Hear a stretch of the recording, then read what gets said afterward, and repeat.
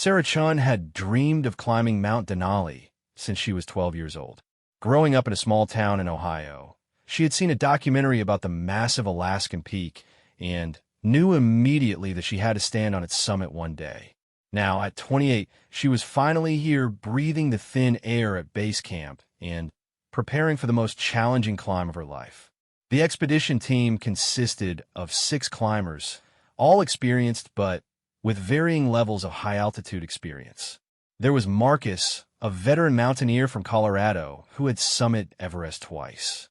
Jennifer, a strong climber from Canada who specialized in ice climbing. Brad and Tom, 2 friends from California who had been climbing together for over a decade. David, a quiet man from Germany who spoke little English, but whose reputation preceded him. And then there was Sarah, the only one who had never attempted anything above 16,000 feet. When Sarah had joined the expedition 6 months earlier, she had been honest about her experience level. She had climbed extensively in the Rockies and the Cascades, had taken advanced mountaineering courses, and had spent months training specifically for this trip. Her fitness was exceptional, her technical skills were solid, and her determination was unquestionable. The team leader, Marcus, had accepted her after a thorough interview and reference check. But from the moment they gathered in Anchorage, Sarah sensed an undercurrent of skepticism from some of her teammates. Brad and Tom, in particular, seemed to view her as a liability. They made subtle comments about inexperienced climbers putting everyone at risk. David remained neutral, focused entirely on his own preparation. Jennifer was friendly, but reserved her judgment. The first few days of the climb went smoothly. They established Camp 1 at 7,800 feet without incident. Sarah kept up with the team easily, her pack loaded with her fair share of group gear. The weather was cooperative, with clear skies and manageable winds. As they climbed higher and established Camp 2 at 11,200 feet, Sarah began to feel more confident and noticed that even Brad and Tom seemed to warm to her presence. The real test came as they prepared to move to Camp 3 at 14,200 feet. The weather window was narrow, with a storm system approaching from the west. Marcus made the decision to push through, hoping to establish the high camp before the weather deteriorated. The team packed up early, loaded with heavy packs containing food and fuel for the upper mountain. The climb to 14,200 feet was brutal. The altitude was beginning to affect everyone, but Sarah felt it more acutely than she had expected. Her head pounded with each step, and her stomach churned constantly. She forced herself to eat and drink regularly, knowing that proper nutrition was critical at altitude. The route included a steep section known as the head wall, where they had to ascend fixed ropes with heavy packs. Sarah struggled on the head wall. Her pack felt impossibly heavy, and the thin air made each movement exhausting. She had to rest frequently, causing delays for the team. Brad's patience wore thin first. During one of Sarah's rest stops, he confronted Marcus loudly enough for everyone to hear. "She's slowing us down," Brad said, his voice carrying clearly in the thin air. "We're burning daylight, and that storm is coming in faster than predicted." Marcus defended Sarah, pointing out that everyone was moving slowly at this altitude. But privately, Sarah could see the concern in his eyes. She was indeed the slowest member of the team, and they were behind schedule. They reached Camp 3 as the first snow began to fall. The wind was picking up, and the temperature was dropping rapidly. Everyone was exhausted from the demanding climb, but they still had to establish camp before the storm hit in full force. Sarah pushed herself to help with camp duties despite her fatigue and the pounding headache that altitude had brought. That night, the storm hit with unexpected fury. The wind howled around their tents, and snow piled up rapidly outside. Sarah lay in her sleeping bag, listening to the violent sounds of the storm and fighting waves of nausea. She had read about acute mountain sickness, but had hoped her gradual acclimatization would prevent serious symptoms. Now, she wasn't sure if what she was experiencing was normal altitude adjustment or something more serious. By morning, the storm had intensified rather than passed. Visibility was near zero, and the wind was strong enough to knock a person down. The team was trapped at Camp 3, burning through their carefully rationed supplies while waiting for conditions to improve. Marcus made the difficult decision to wait another day, hoping the storm would blow through. Sarah's condition worsened during the second day of the storm. She couldn't keep food down, and her headache had intensified to the point where she could barely function. She tried to hide her symptoms, knowing that any sign of serious altitude sickness would force the team to descend. But Jennifer, who had medical training, noticed Sarah's pale complexion and disorientation. When Jennifer quietly asked Sarah about her symptoms, Sarah reluctantly admitted to the severe headache, nausea, and now some dizziness. Jennifer's expression grew serious. These were signs that Sarah was developing moderate altitude sickness, which could quickly progress to life-threatening conditions if they continued higher. Jennifer brought her concerns to Marcus, and a heated discussion ensued among the team members. Brad and Tom argued forcefully that Sarah needed to descend immediately, both for her own safety and to avoid putting the rest of the team at risk. David remained silent, but clearly agreed with their assessment. Jennifer supported the medical recommendation to descend, though she expressed it with more compassion. Marcus faced an impossible decision. As team leader, he was responsible for everyone's safety. Sarah was clearly struggling with altitude sickness, and continuing higher would be dangerous for her. But descending meant abandoning the summit attempt for the entire team, unless they left Sarah behind with someone to escort her down.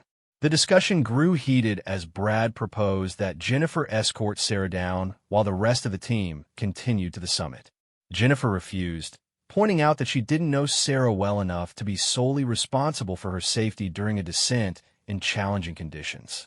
Tom suggested that Marcus go down with Sarah, but Marcus felt he couldn't abandon the team when they were so close to their goal. As the debate continued, Sarah listened from her tent, feeling increasingly isolated and responsible for the team's dilemma. She had trained for years for this opportunity, had invested thousands of dollars, and had dreamed of nothing else for months. The thought of giving up was devastating, but she also recognized that her symptoms were serious and that continuing higher could put everyone at risk. On the third morning, the storm finally began to clear.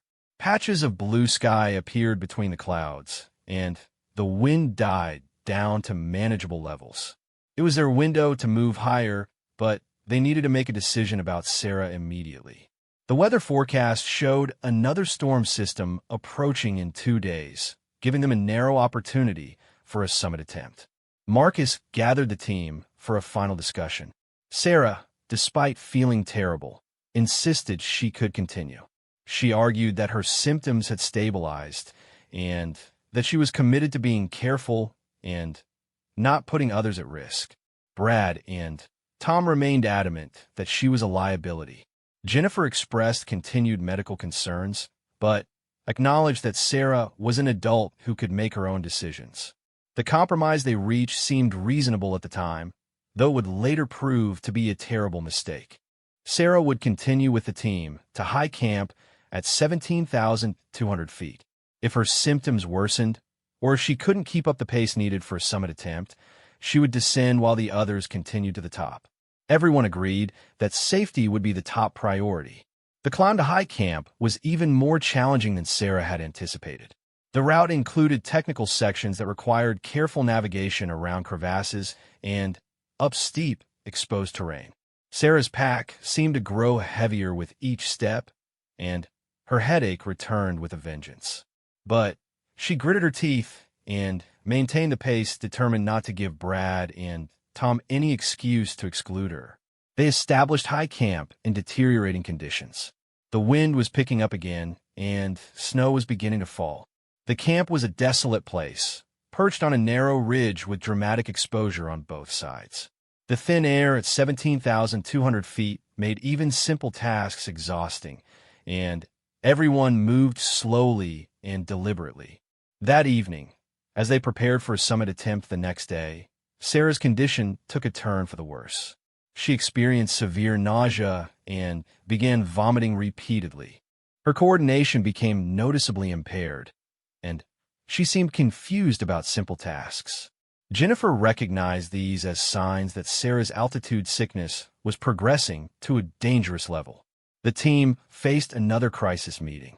Jennifer was now insistent that Sarah could not continue higher under any circumstances. Her symptoms indicated the early stages of high-altitude cerebral edema, a potentially fatal condition. Sarah needed to descend immediately, and she needed an escort because her judgment was becoming impaired. But by now, the weather had deteriorated again. The wind was howling, and visibility was dropping rapidly. Descending in these conditions would be extremely dangerous, especially with someone who was already compromised by altitude sickness. Marcus made the decision to wait until morning, hoping for better conditions and clearer thinking from everyone.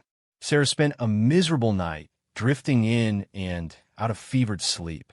Her dreams were confused and frightening, filled with images of endless white slopes and howling winds. She woke repeatedly, disoriented and struggling to remember where she was. By morning, her condition had deteriorated further. The weather on summit day was marginal but feasible for experienced climbers. Marcus faced the most difficult decision of his climbing career. Sarah clearly couldn't continue, and she needed to descend as soon as possible. But the weather window was closing rapidly, and this might be their only chance for the summit they had all worked so hard to attempt. After much debate, the team made a decision that seemed logical at the time, but would haunt them forever. Jennifer would stay with Sarah at high camp while the others made a fast summit attempt. They would be back by evening, and then they would all descend together. If Sarah's condition worsened dramatically, Jennifer had emergency communication equipment and could call for a rescue. Sarah, in her altered state, initially protested this plan. Despite her obvious illness, she still wanted to attempt the summit. But even she eventually recognized that continuing higher would be suicidal in her condition. She reluctantly agreed to wait at high camp, though part of her wondered if she would ever get another chance at the summit she had dreamed about for so long. Marcus, Brad, Tom, and David left for the summit before dawn, carrying light packs and moving as quickly as the thin air allowed.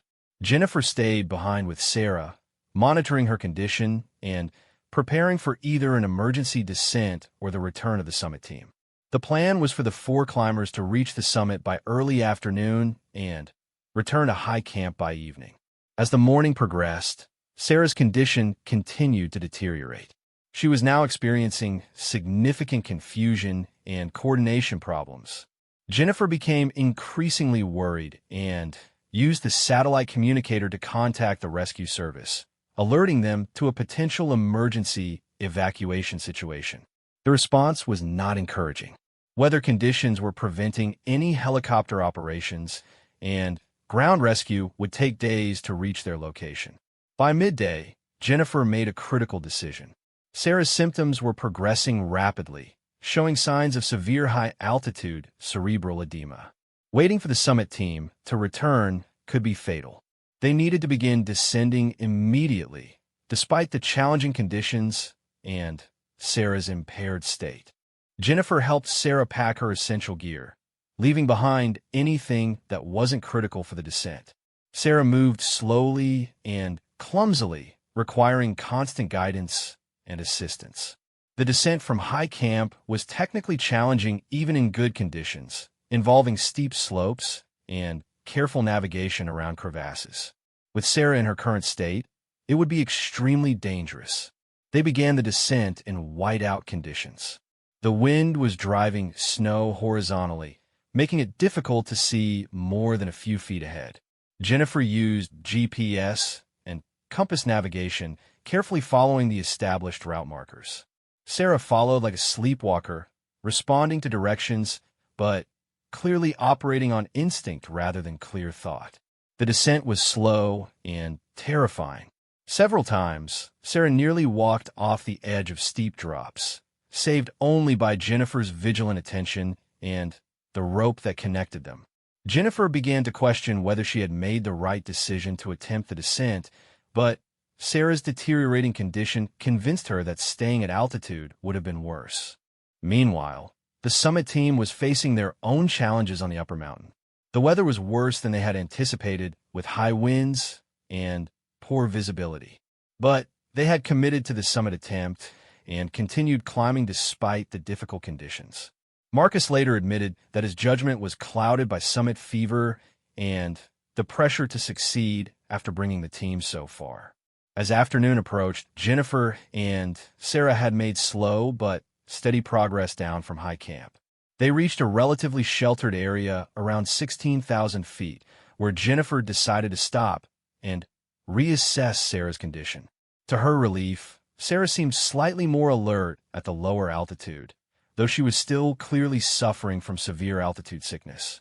Jennifer used the satellite communicator to contact the summit team, informing them of Sarah's condition and their current location. The response she received would change everything. Marcus acknowledged her message, but indicated that they were continuing to the summit and would meet them later at a lower camp. He estimated they would reach the summit by 4 p.m. and could catch up with Jennifer and Sarah by evening. But as the day wore on, no further communication came from the summit team. Jennifer tried repeatedly to raise them on the radio, but received no response. The weather was deteriorating rapidly, with increasing wind and heavy snowfall.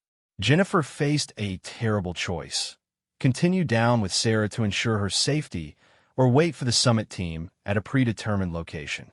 Sarah, despite her illness, urged Jennifer to continue down. In one of her few moments of clarity that day, she recognized that Jennifer was risking her own safety to help her.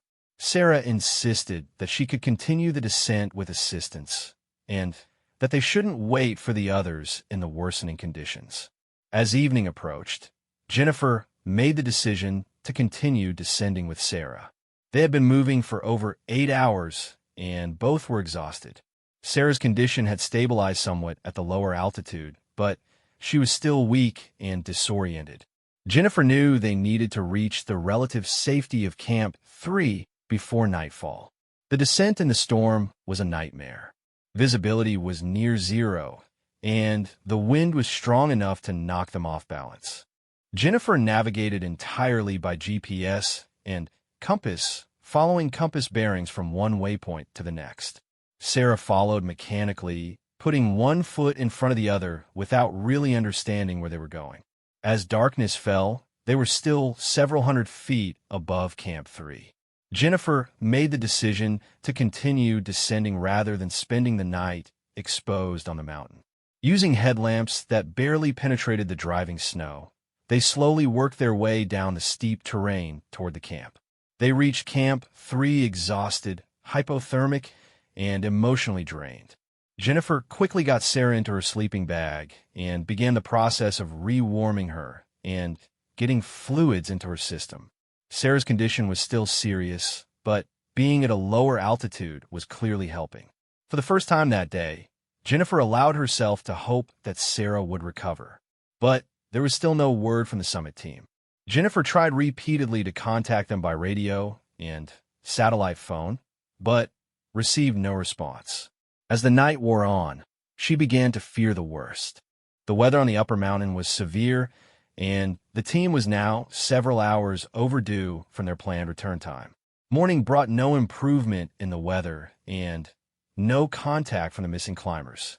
Jennifer faced an agonizing decision. Sarah was improving, but still needed medical attention and evacuation from the mountain. Jennifer couldn't leave her alone, but she also couldn't abandon the search for the other 4 team members.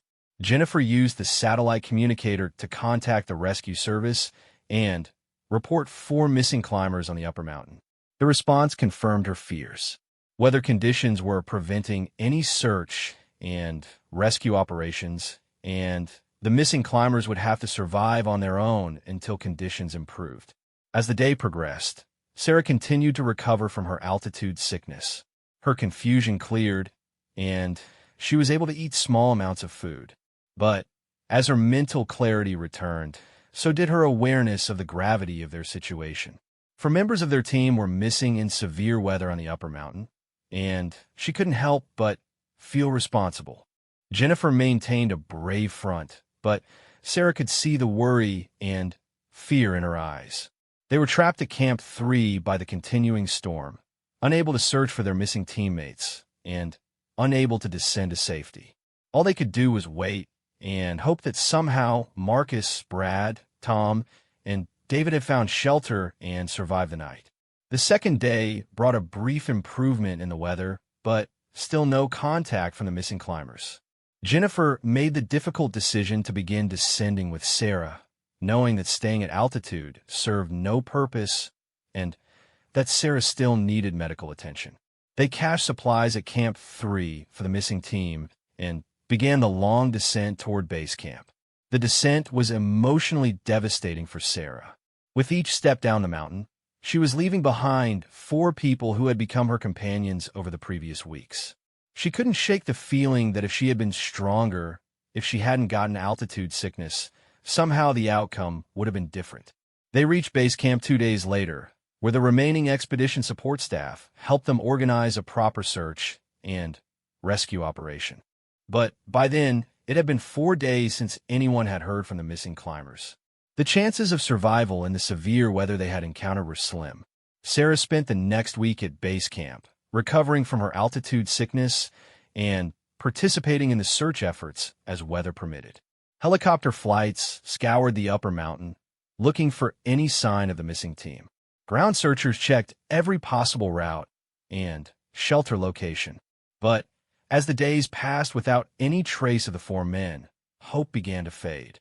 The official search was called off after 10 days when no evidence of the missing climbers was found. Sarah and Jennifer flew back to Anchorage, carrying with them the devastating news that 4 experienced mountaineers had vanished on Denali's upper slopes. The families of the missing men were notified, and the climbing community mourned another tragedy on one of the world's most dangerous peaks. Sarah returned to Ohio emotionally shattered. She had survived her first major mountaineering expedition, but at a terrible cost. 4 people were dead or missing, and she couldn't escape the feeling that she was somehow responsible. If she had been stronger, if she had turned back earlier, if she had made different decisions, maybe the outcome would have been different. In the weeks that followed, Sarah struggled with survivor's guilt and post-traumatic stress. She couldn't sleep without hearing the howling wind from that terrible storm.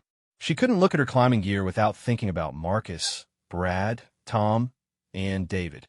She began to wonder if she would ever climb again, or if her mountaineering dreams had died on the slopes of Denali along with her teammates. 3 months after returning from Alaska, Sarah Chun was still haunted by nightmares. Every night brought the same terrifying dream.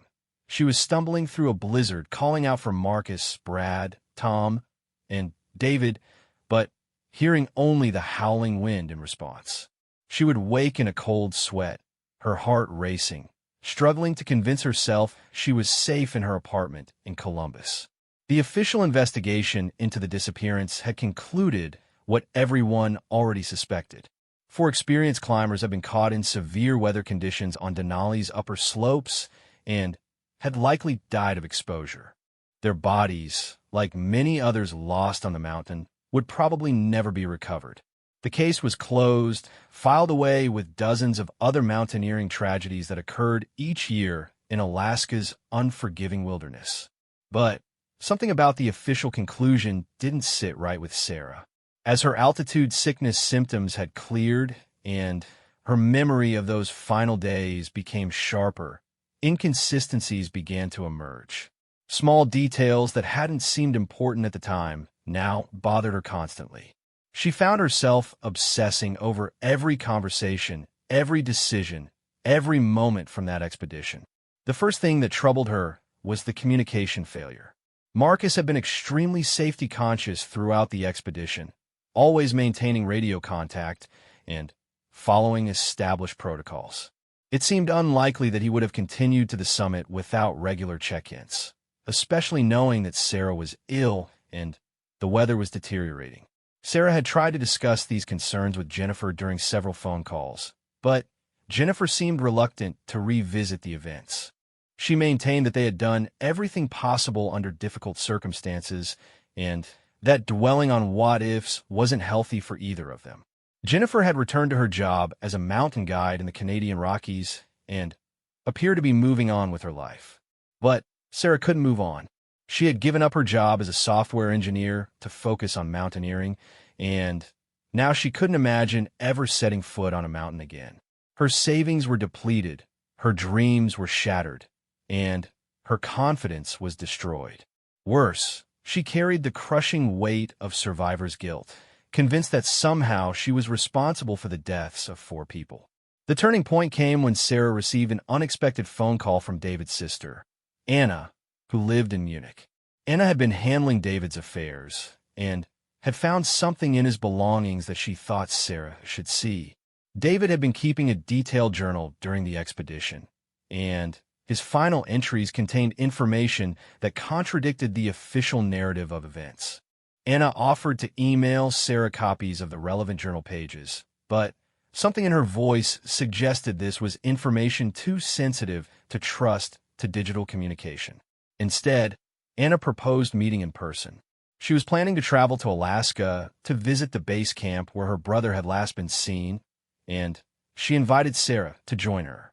The idea of returning to Alaska terrified Sarah, but she knew she needed answers. The nightmares were getting worse, and the guilt was consuming her life. If there was any chance of learning the truth about what had happened to her teammates, she owed it to them and to herself to pursue it. 2 weeks later, Sarah found herself on a plane to Anchorage, her hands shaking as the aircraft descended over the familiar landscape of mountains and glaciers. Anna met her at the airport, a tall woman in her 40s with her brother's serious expression and intense blue eyes. Over dinner that evening, Anna shared what she had discovered in David's journal. According to David's entries, tensions within the team had been much higher than Sarah had realized. David wrote about heated arguments between Marcus and Brad about route selection and timing. He described Brad and Tom as increasingly hostile toward Sarah, not just because of her pace, but because they blamed her for delays that were jeopardizing their summit chances. More disturbing were David's observations about the team dynamics during Sarah's illness. He noted that Brad had suggested multiple times that they should abandon Sarah at high camp and continue with the summit attempt, arguing that her life wasn't worth risking for others.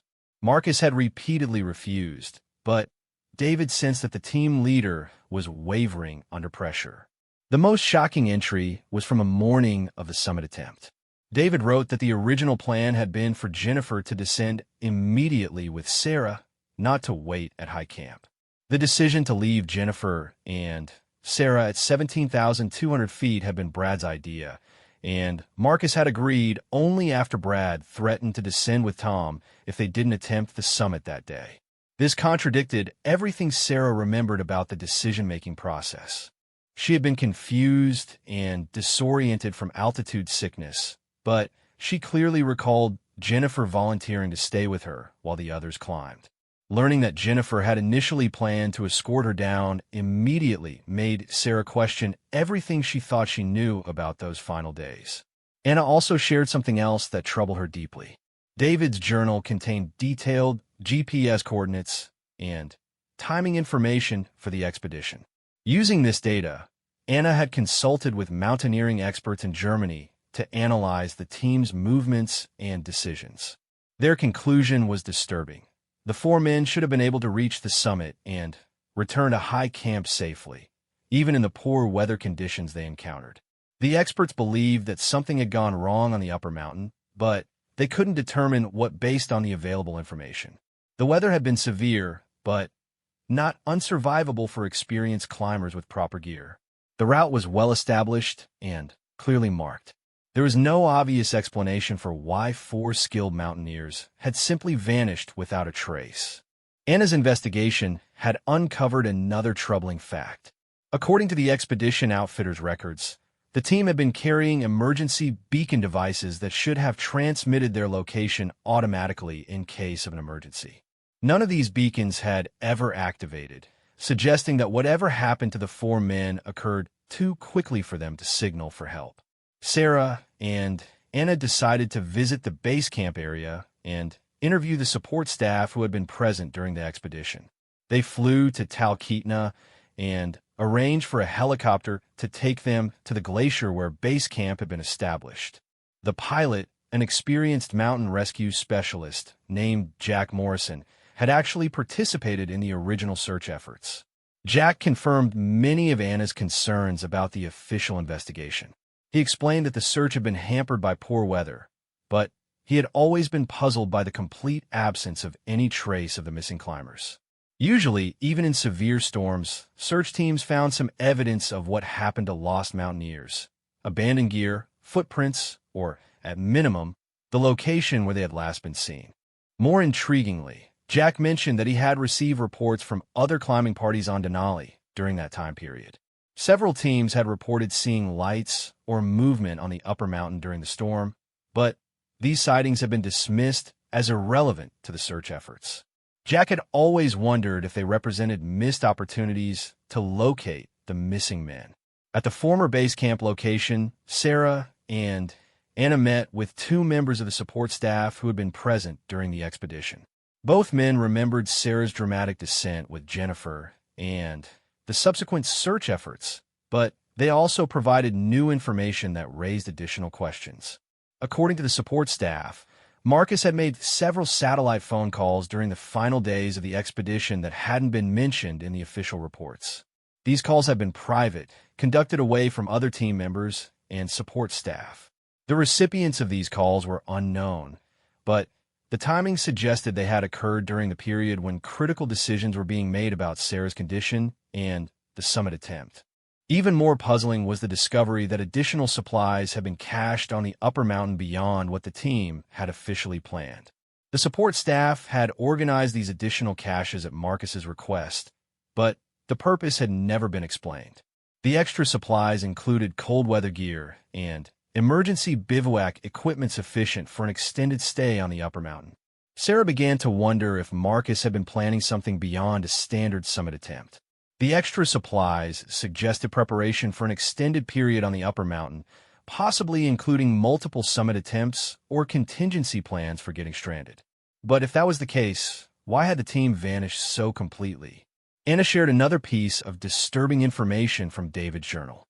In his final entry, written on the morning of the summit attempt, David expressed serious doubts about the team's decision-making process. He wrote that he felt something was wrong, but couldn't identify exactly what. David had considered abandoning the summit attempt and descending with Jennifer and Sarah, but ultimately decided to stay with the team. The journal entry ended with a cryptic comment: "I hope I'm wrong about this, but I think Marcus is planning something he hasn't told us about. Brad and Tom know more than they're saying. I wish I understood what's really happening here." These revelations forced Sarah to completely reconsider everything she thought she knew about the expedition's final days. Instead of a straightforward mountaineering tragedy, the evidence suggested a complex situation involving hidden plans, secret communications, and team members operating with different agendas. Sarah and Anna decided to conduct their own investigation, starting with a thorough review of all available evidence. They requested copies of the official search and rescue reports, weather data from the time period, and satellite imagery of the mountain during the relevant dates. Anna's background in engineering and Sarah's technical skills proved valuable in analyzing the data. The weather analysis revealed something significant that had been overlooked in the original investigation. While conditions had been severe during the summit attempt, there had been a brief weather window during the afternoon when visibility improved and winds decreased. This window would have provided an opportunity for experienced climbers to complete a summit attempt and begin descending safely. More importantly, satellite imagery showed tracks in the snow on the upper mountain that suggested movement during this weather window. The tracks appeared to lead not toward the standard summit route, but in a different direction entirely. The image quality was too poor to determine details, but The pattern suggested that someone had been moving on the upper mountain during the time when the team was supposed to be attempting the summit. Sarah began to develop a theory about what might have happened. What if the four men hadn't died in the storm? What if they had used the expedition as cover for some other purpose, and their disappearance had been planned? The extra supplies, the secret communications, and the unusual movements on the mountain all supported this possibility. But if the disappearance had been intentional, why had they abandoned Sarah and Jennifer? And what could possibly have motivated four experienced climbers to fake their own deaths on one of the world's most dangerous mountains? Sarah realized she needed to dig deeper into the backgrounds of her former teammates.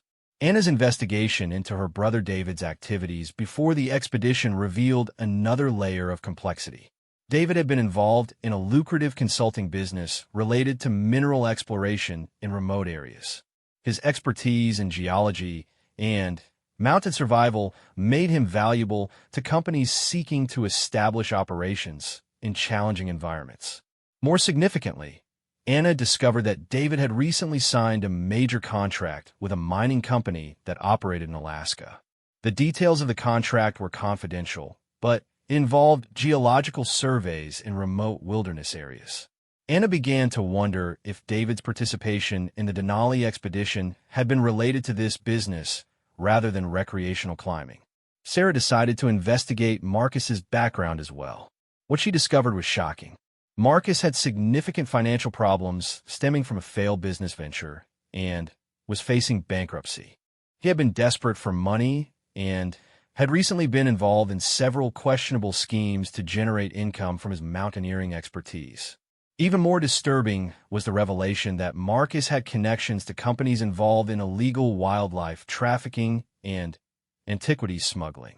These companies operated in remote areas around the world and needed experienced guides who could access difficult locations without attracting attention. Sarah began to wonder if Marcus had recruited the team for purposes that had nothing to do with climbing. The investigation took a darker turn when Sarah discovered that Brad and Tom had backgrounds in military special operations. Their climbing skills were legitimate, but they also had experience in survival, navigation, and operations in hostile environments.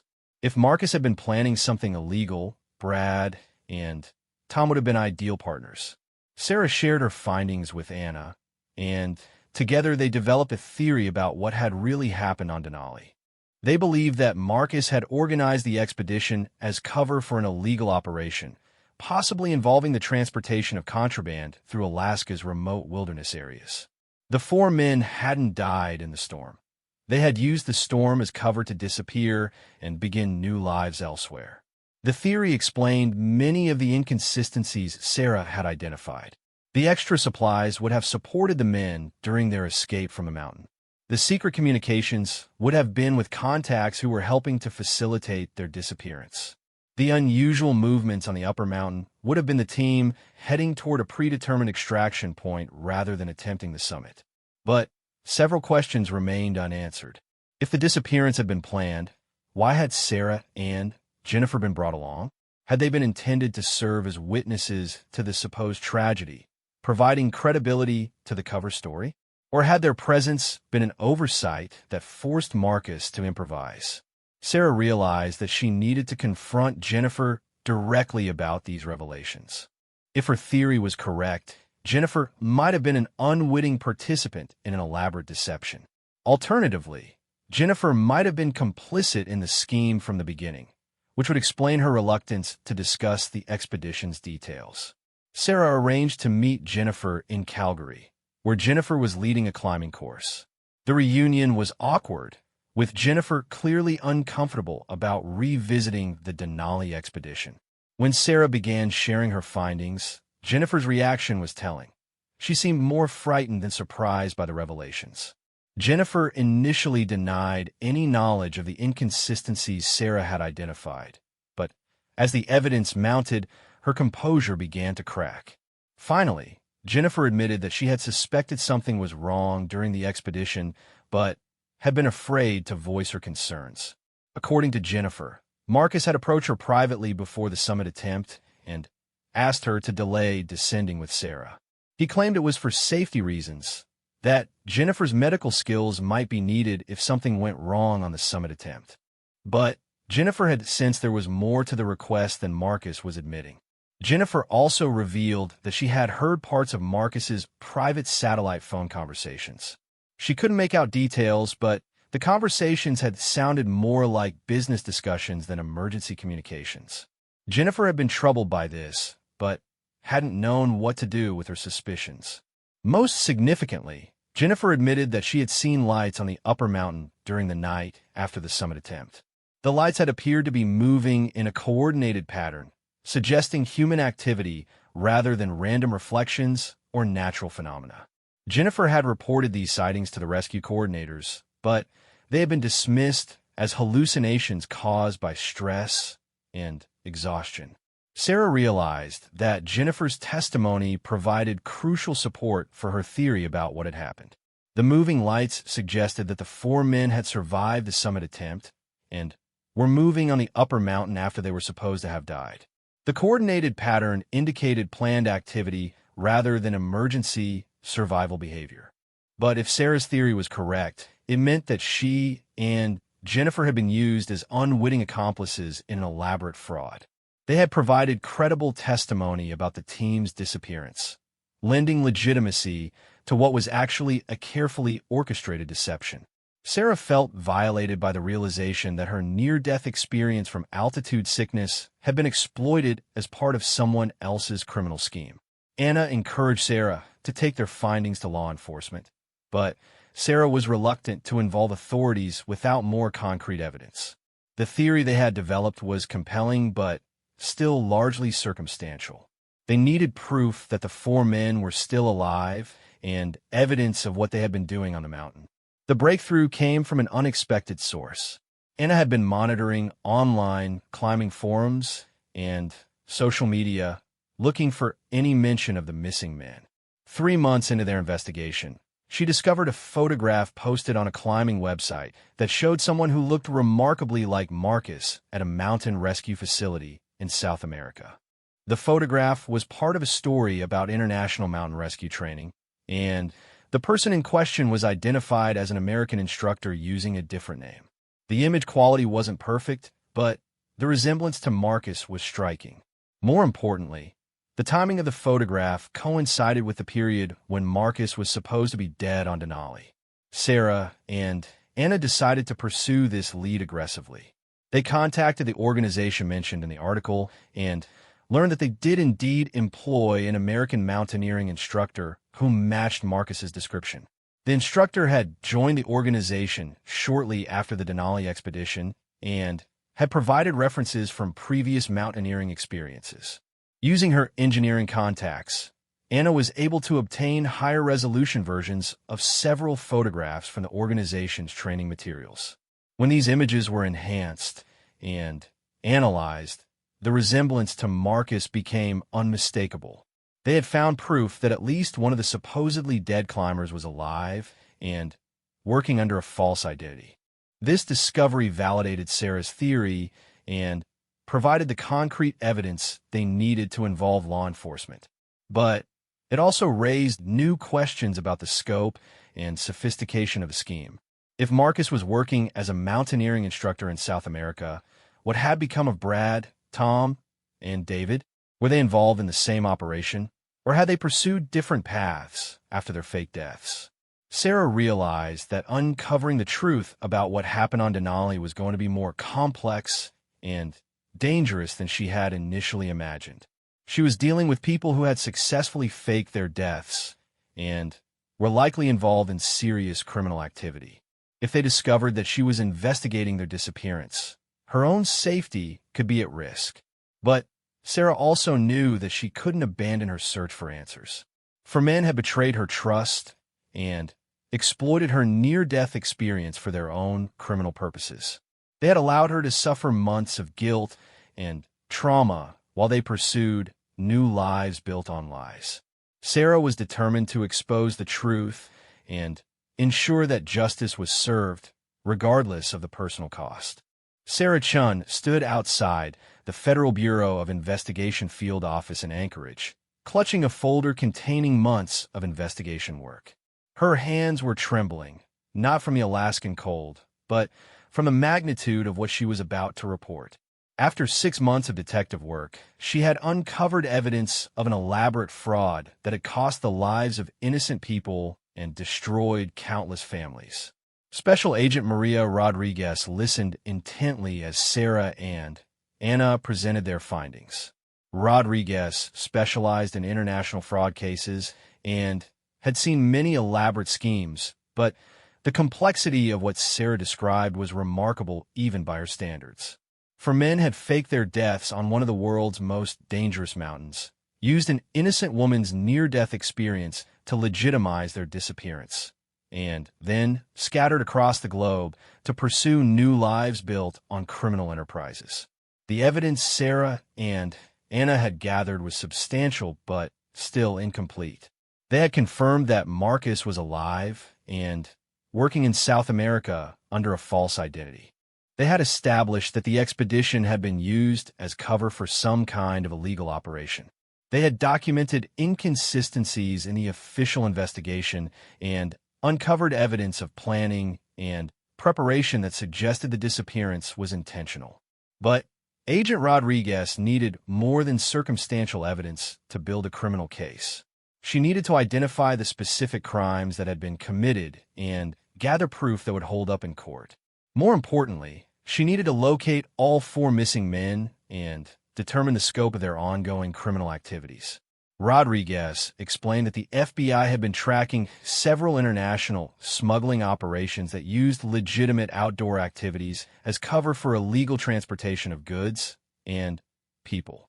The profile Sarah described, experienced outdoorsmen with specialized skills operating in remote areas, matched the pattern of operatives these organizations typically recruited. Working with Rodriguez, Sarah and Anna developed a plan to gather additional evidence. They would travel to South America and attempt to locate Marcus directly, documenting his presence and activities while building a case that could be used to arrest him and his accomplices. It was dangerous work, but Sarah insisted on being personally involved in bringing the men to justice. 3 weeks later, Sarah found herself in the mountains of Chile, posing as a client for the mountain rescue training organization where Marcus was employed. The irony was overwhelming. She was pretending to be an inexperienced climber, seeking instruction from the man who had abandoned her to die on an Alaskan mountain 6 months earlier. Marcus had changed his appearance significantly. He had grown a beard, lost weight, and adopted a different style of clothing and mannerisms.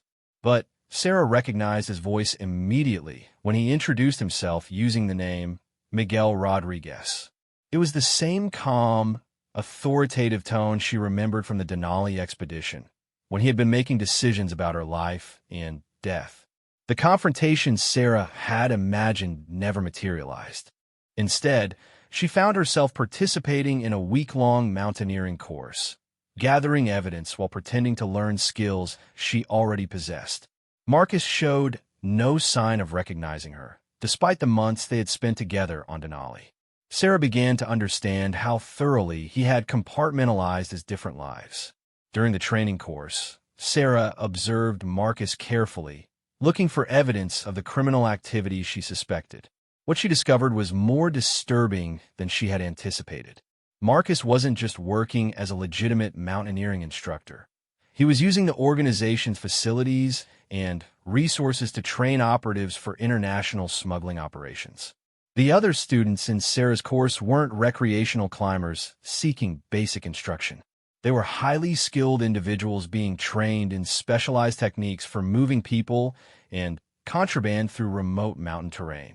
The course curriculum included lessons in avoiding detection, establishing hidden camps, and using climbing equipment for non-recreational purposes. Sarah used hidden recording devices provided by the FBI to document Marcus's activities. Over the course of the week, she gathered evidence of planning sessions, training exercises, and communications with criminal contacts around the world. Marcus was operating as a key figure in an international network that used mountaineering skills to facilitate illegal border crossings and contraband smuggling. The evidence Sarah gathered revealed the true scope of what had happened on Denali. The expedition hadn't been about reaching the summit at all. It had been a training exercise and recruitment operation. Marcus had been evaluating potential operatives while testing methods for using legitimate climbing expeditions to move people and goods without detection.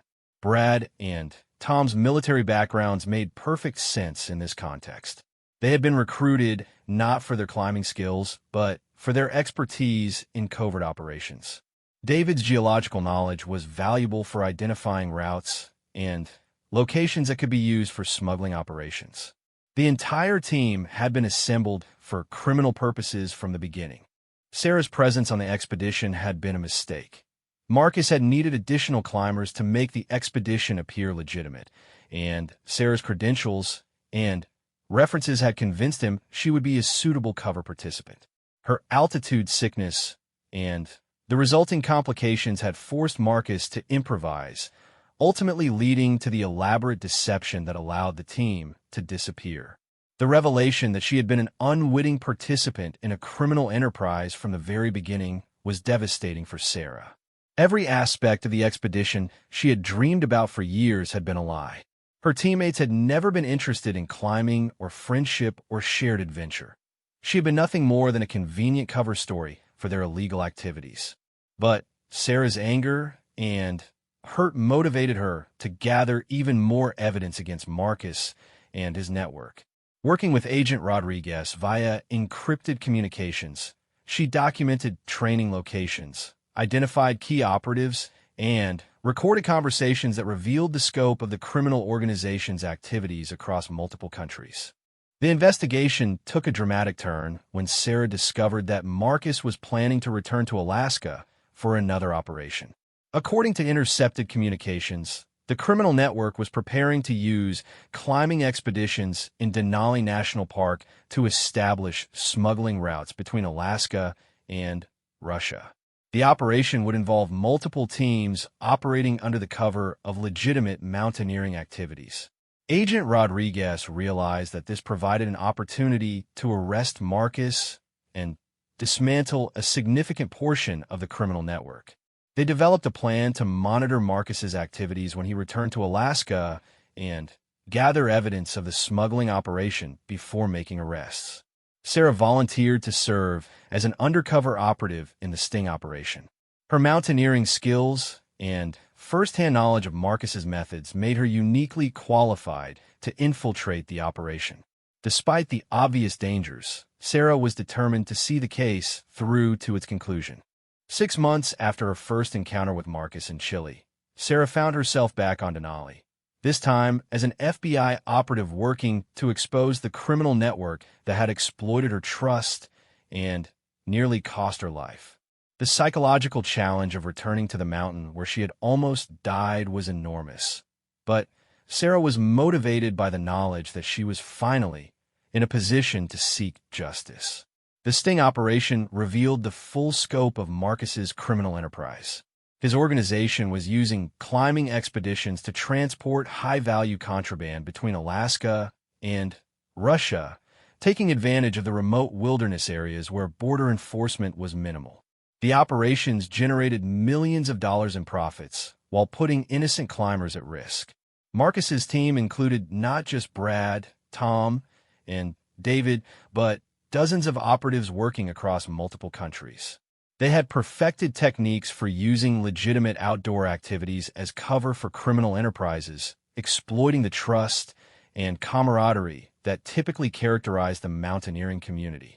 The arrests began at dawn on a clear morning in May, exactly 1 year after Sarah's original expedition to Denali. FBI agents and international law enforcement partners simultaneously conducted raids in 6 countries, targeting key figures in the smuggling network. Marcus was arrested at a base camp on Denali, caught with evidence that directly linked him to ongoing criminal activities. Brad and Tom were apprehended at a training facility in Colorado, where they had been preparing operatives for smuggling operations in the Himalayas. David was arrested in Germany, where he had been using his geological expertise to identify smuggling routes through the Alps. All four men were charged with multiple federal crimes, including fraud, conspiracy, and international smuggling. The investigation also revealed the fate of other climbers who had been affected by the criminal network's activities. Several mountaineering accidents and disappearances over the previous years were revealed to have been cover stories for criminal operations. Innocent climbers had been put at risk or killed to protect the network's activities. For Sarah, the arrest brought a mixture of satisfaction and sadness. She was relieved to see justice served and vindicated in her belief that something had been wrong about the Denali expedition.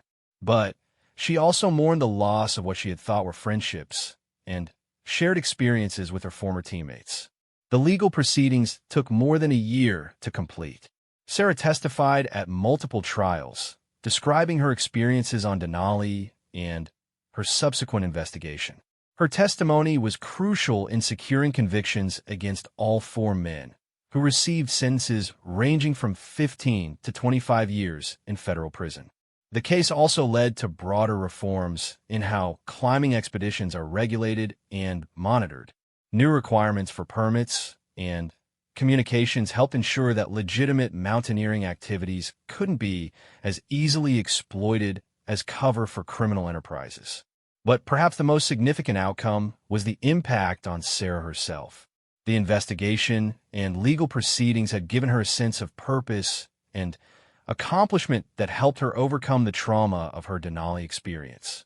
She had transformed from a victim into someone who had played a crucial role in exposing a major criminal organization. Sarah eventually returned to mountaineering, but with a very different perspective on the sport she loved.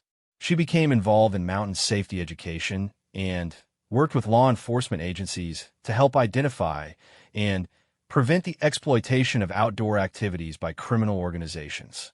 The experience also led Sarah to pursue a new career in law enforcement. She joined the FBI's white-collar crime division, specializing in cases involving fraud and organized crime in outdoor recreation industries. Her unique combination of technical skills, mountaineering experience, and investigative instincts made her particularly effective in this specialized field. Years later, Sarah often reflected on the irony of how her worst experience had ultimately led to her greatest professional achievements. The men who had abandoned her on a frozen mountain summit, thinking they were using her as a pawn in their criminal scheme, had actually created their own worst enemy. Sarah's determination to seek justice had ultimately brought down their entire organization. The story of Sarah Chin's abandonment on Denali and her subsequent investigation became legendary in both the mountaineering and law enforcement communities. It served as a reminder that even in the most remote and challenging environments, human character and determination could overcome deception and betrayal. The four men who had thought they could disappear into new lives after faking their deaths had underestimated the woman they left behind. Sarah's refusal to accept the official story, her persistence in seeking the truth, and her courage in confronting dangerous criminals had exposed one of the most sophisticated fraud schemes in recent history. Jennifer, who had been cleared of any wrongdoing in the scheme, remained friends with Sarah and continued her career as a mountain guide. She often spoke about how Sarah's investigation had taught her to trust her instincts when something seemed wrong, even in situations where speaking up seemed difficult or uncomfortable. Anna continued her own investigation into criminal exploitation of outdoor activities, using her brother's story as motivation to help other families find answers when loved ones disappeared under suspicious circumstances. Her engineering background and investigative skills made her a valuable consultant for law enforcement agencies dealing with similar cases. The Denali investigation also revealed broader patterns of criminal exploitation in outdoor recreation industries. Sarah's work led to the discovery of similar schemes in other high-risk activities, including whitewater rafting, wilderness survival courses, and extreme sports expeditions. Her expertise became increasingly valuable as law enforcement agencies recognized the potential for these activities to be used as cover for criminal enterprises. Sarah's testimony and consultation work took her around the world, helping to train law enforcement officers in recognizing signs of criminal exploitation in outdoor activities. She developed training programs that helped agents understand the legitimate outdoor recreation community well enough to identify when something was wrong. The personal growth Sarah experienced through her ordeal and subsequent investigation transformed her understanding of herself and her capabilities. She had discovered reserves of courage, determination, and intelligence that she hadn't known she possessed. The woman who had struggled with altitude sickness on Denali had become a respected federal agent and expert in organized crime investigation. The scars from her experience, both physical and emotional, served as constant reminders of what she had overcome. The frostbite damage to her fingers from that terrible descent in the storm became a source of pride rather than shame. Every time Sarah looked at her hands, she remembered not her suffering, but her survival and ultimate triumph. The story of what happened after Sarah Chun was abandoned on a frozen summit had indeed stunned everyone who heard it. But perhaps the most stunning aspect was not the elaborate criminal scheme she had uncovered, or the international investigation she had prompted, or the dozens of arrests that resulted from her work. The most stunning part was the transformation of a traumatized victim into a powerful force for justice. The men who had left Sarah to die, thinking she was weak and expendable, had created their own nemesis. Her determination to find the truth had ultimately brought them the justice they deserved and protected countless other innocent people from falling victim to their schemes. Sarah Chin's story became a testament to the power of refusing to accept injustice, even when the odds seemed impossible and the truth seemed beyond reach. Her willingness to risk everything to expose the truth had not only brought criminals to justice, but had also transformed her own life in ways she never could have imagined when she first dreamed of climbing Denali as a 12-year-old girl in Ohio.